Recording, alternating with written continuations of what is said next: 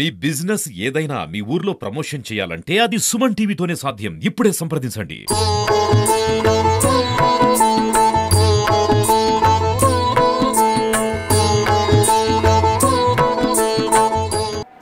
ఓం సింగరాజ్ని నివాసాయ నృసింహ క్షేత్ర భాసినే భవనాసి విహారాయ ఆంజనేయాయ మంగళం. పవిత్రమైన ఈ దక్షిణ భారతదేశంలోనే స్వయంభూగా దక్షిణముఖంగా ఉన్న ప్రసన్నాంజనేయ స్వామి వారు మన సింగలకొండ శ్రీ లక్ష్మీ నృసింహ క్షేత్రంలో వేంచేసి ఉన్న శ్రీ ప్రసన్నాంజనేయ స్వామి వారి మహాకుంభాభిషేక కార్యక్రమం 14వ తారీఖు దగ్గర నుంచి 19వ తారీఖు దాకా అంగరంగ వైభవంగా రాష్ట్రం నలుమూలల నుండి కాకుండా తెలంగాణ కర్ణాటక రాష్ట్రంలో నుంచి కూడాను సుమారు 70 మంది వేద పండితులు ఋత్విక్కులు 4 వేదాల వాళ్ళు ఈ కార్యక్రమానికి మా దేవస్థానం వారు ఆహ్వానించినారు. మహాకుంభాభిషేకం అంటే విమాన శిఖరము విమాన రాజగోపురము నూతనముగా నిర్మించినారు. దానికి ఈ బంగారపు కలశ స్థాపన, శిఖరానికి బంగారు కలశ స్థాపన, అలాగే నూతన జీవధ్వజదండ ప్రతిష్టా కార్యక్రమములు ఉన్న 14వ తారీఖు దగ్గర నుంచి ప్రారంభమైనవి. వైశాఖ బహుళ విజయ నుంచి బుధవారం నుంచి ప్రారంభమైనవి. ఈ రోజున 4వ రోజు.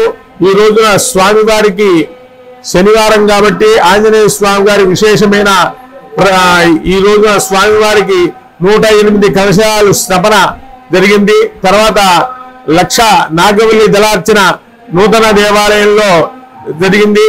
ఈ మహాకుంభాభిషేకంలో సుమారు మన గంగేచ యమునై చేవ గోదావరి సరస్వతి నర్మదా సింధు కావేరి జలేస్మిన్ సన్నిధిం కురు కావేరి తుంగభద్రాచ కృష్ణవేణి న్యాచగోతమి భాగీరథి త్రివిఖ్యాత పంచగంగా ప్రకీర్తిత అని పంచగంగలు, అలాగే 3 సముద్రాల నీళ్లు, హరిద్వారు, తర్వాత రామేశ్వరం, నర్మదా నది నుంచి మా అర్చక స్వాములు వెళ్ళి ఉత్తర భారతదేశంలో కొంతమంది, దక్షిణ భారతదేశంలో కొంతమందిని తీసుకొచ్చారు.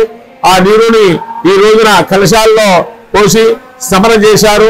ఎల్లుండి మహాకుంభాభిషేకం కూడాను మనకు అద్దంక సమీపంలో ఉన్న గుండికా నదిలో ఉన్న జలాన్ని సుమారు 1600 మంది సువాసినులు తీసుకొచ్చే కలశాలతో ఈ దేవస్థానానికి ముందు గజం వచ్చి గజం వెనకాల వీళ్ళందరూ వస్తారు.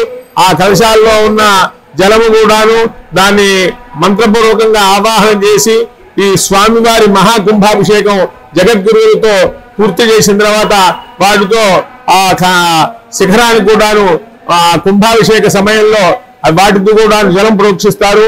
దీని మహాకుంభాభిషేకం అంటారు. మామూలుగా 12 సంవత్సరాలకు ఒకసారి ప్రతి దేవాలయంలో కుంభాభిషేకం చేయాలని ఆగమశాస్త్రాలు చెబుతున్నాయి. తర్వాత నూతనంగా నిర్మాణం చేసినప్పుడు కూడాను ఈ మహాకుంభాభిషేకం చేయాలి. ఈ 1981లో ఈ ముఖమండపం నిర్మాణం జరిగింది.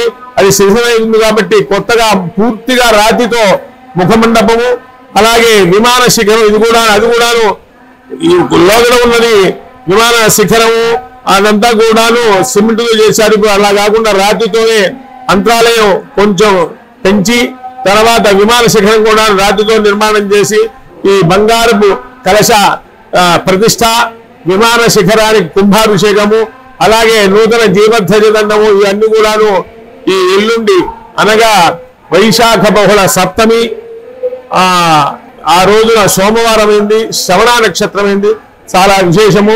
సుందరి జగద్గురువులు పెట్టిన సుముహూర్తానికి వారి పవిత్ర హస్తములతో కుంభాభిషేకం చేస్తారు. ఈ కుంభాభిషేకం జలం అందరి మీద కూడాను ప్రోక్షిస్తారు.